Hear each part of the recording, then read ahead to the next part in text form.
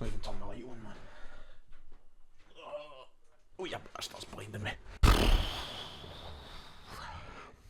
Got a lot to catch up on, haven't we?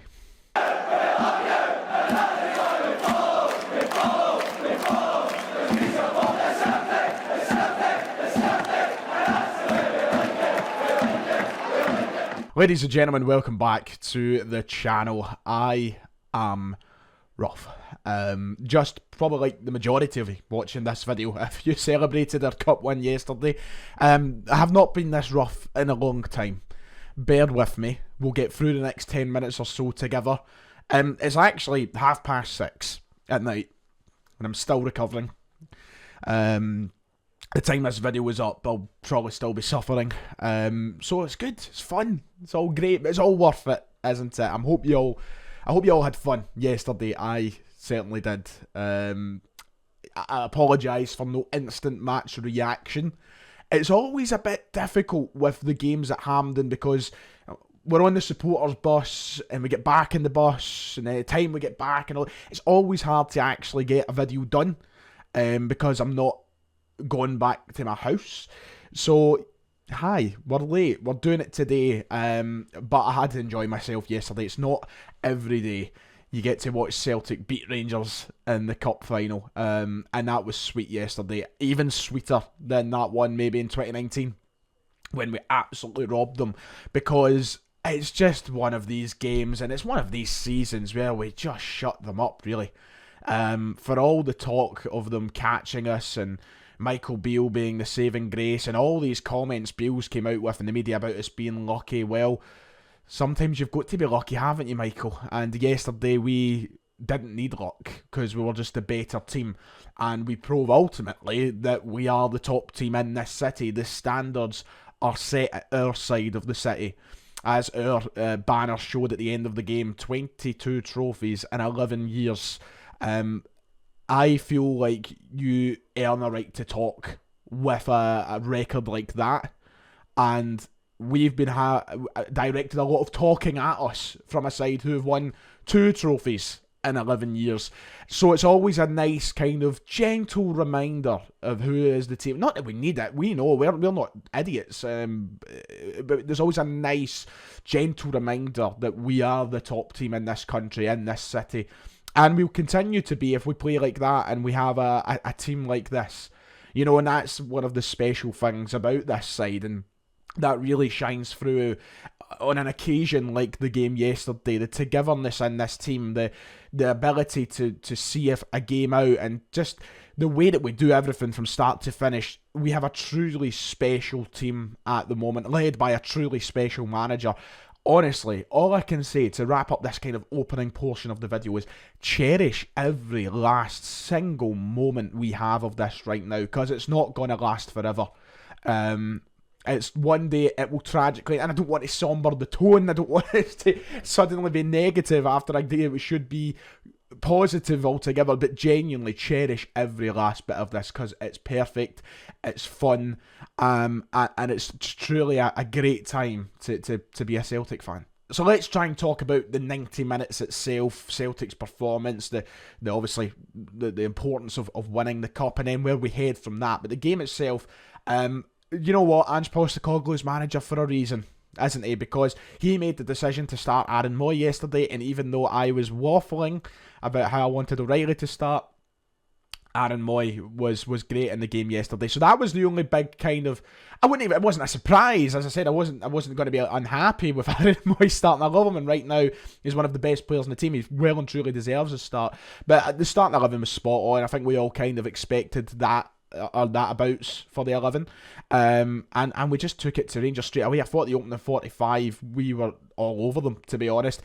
It was good that we got our goal, and we'll come to that. I didn't think that we were, you know, amazing by any stretch of the imagination, but Rangers didn't have a look in. A couple of times they got in towards the final third, but we had total control of the game. We were dictating the pace of it, and really Rangers were only getting a sniff when they hit us on the break, which is ideal for us because we can handle it. We're good at, you know, stopping Rangers on the break, and we've showed that since Ange just came in. You know, if we could just take the kind of the neck of the game, and put it in a very big chokehold, then we'll be fine. And that's what we've done. I just feel like we were suffocating them with what we had of the ball. And obviously we just had to be a wee bit patient waiting for that first goal. It was really good that we got the goal right before the break. It's a perfect time to score. Not so perfect to concede. And it's always nice to be on the good end of that. And Kyogo, what can you say? Another huge performance from him. Another huge cup final performance from him. But the goal's great. He's never going to miss from there. And it's funny because when you watch it back and you see the cross getting played in by Taylor, it actually looks as though Dyson Maida's the target. He takes a swing and a miss. And I think it actually helps, to be honest. I think it actually gives... I mean, not that it was going to be missed anyway. It looks as though it would have still made its way to Kyogo, whether Maida tried or not. But I think it just helped maybe throw the defenders and the goalkeeper off. And Kyogo's just there to bury it. He's in the right place at the right time. And, you know, we've heard so much about how Kyogo isn't that great from the other side of the city. He's now on, 3 derby goals, 2 being in a cup final. You know, we know the quality of player I've got. And if they want to underestimate him, that's absolutely fine by me, because he's the kind of player you can't underestimate in any capacity. As a player, as a fan, whatever... The stuff he does on the pitch and getting into these unmarked areas and finding these wee bits of space, you fall asleep on that, you're losing goals, and that's exactly what happened for not only the first, we'll go into the second half now, but the second. You know, once again, right place, right time, puts it in the back of the net, and it was lovely to have that 2-goal cushion. It was really handy. It was I thought it brought a confidence to the supporters anyway in the stands. But no, it was good to have that kind of 2-goal lead. And obviously the game changed from there. But once again, I thought we handled it really well, bar the fact we did concede. And maybe, just maybe, Rangers should have had another with that stinker of a miss from Sakara. But, you know, we did concede. But, we, you know, especially from 2-1 down, thought we handled the game really well. And, you know, I was confident. You know, honestly, when they got that goal back... The 5 or so minutes afterwards, leading to, say, the 70th minute mark, and this isn't me just saying it because we've won now, I knew we weren't conceding another goal. I just knew it. I sat there and I didn't want to jinx it. I never said it aloud, as you do. But I just knew in my own head that we weren't conceding an equaliser. And that's just down to what we do on the park, honestly. I thought we handled it well. And then as the game got towards the dying embers, we were back on top. You know, you wouldn't think that it was Rangers who were trying to chase victory in the Scottish Cup, the League Cup final. You know, we were back over them again with the last 5 or so minutes, like 5-10 minutes of the game.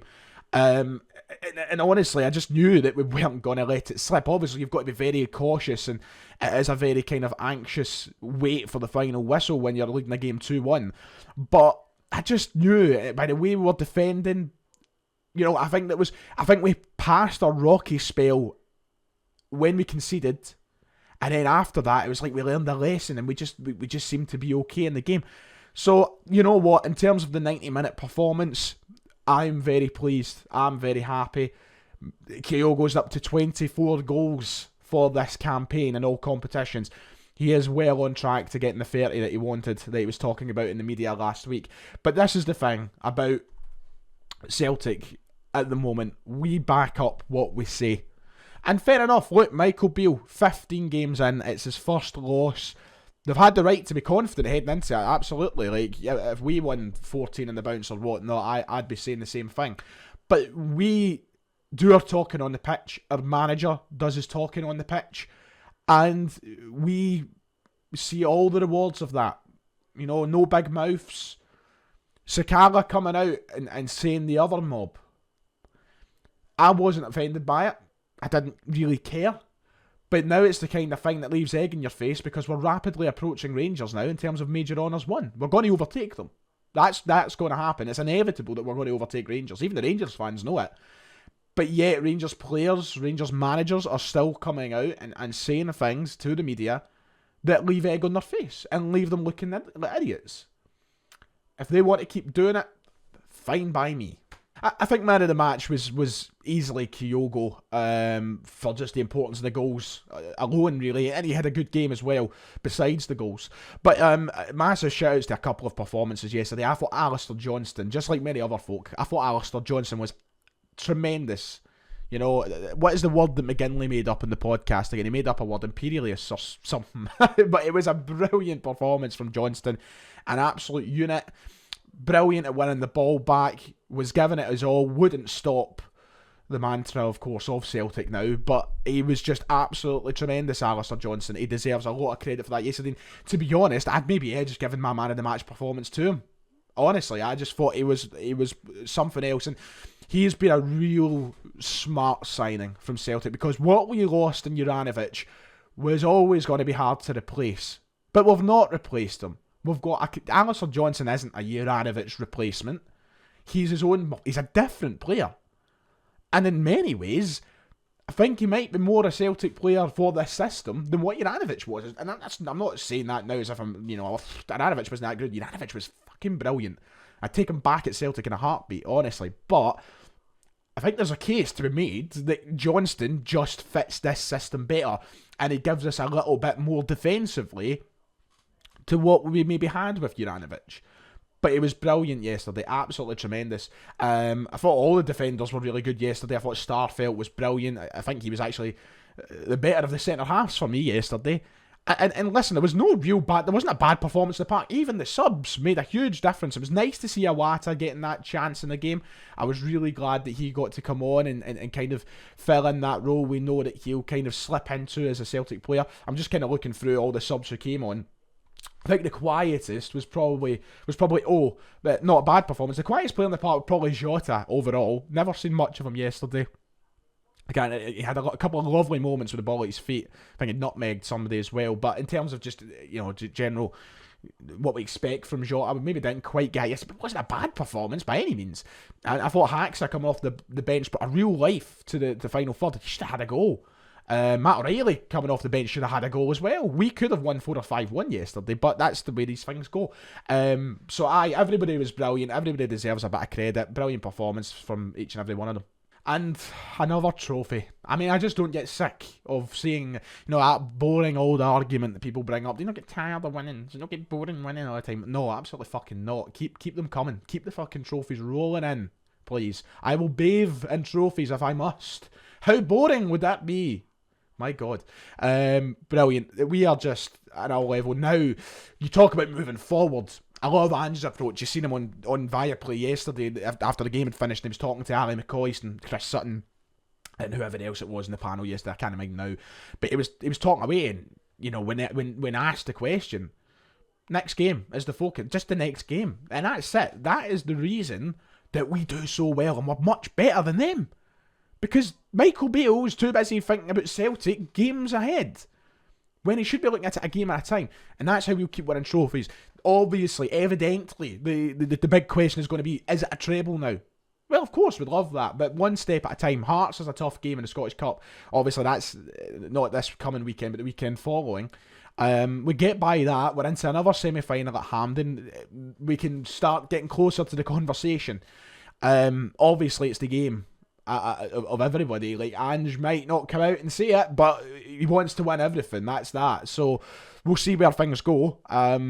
And I look forward to seeing where they do go to end this season off, because it's just been bloody brilliant. And if we could just keep going the way we are right now, it will be the most perfect season that I have probably ever had as a Celtic fan. So keep it up, Ange. Love that. Right, I'm on my way back to my bed. I'm fucking knackered. So like and subscribe if you've enjoyed the video. Let me know your thoughts in the comments below, and we'll be back all through the week with content. Podcast return as well ahead of the weekend. So yeah, see you all next time.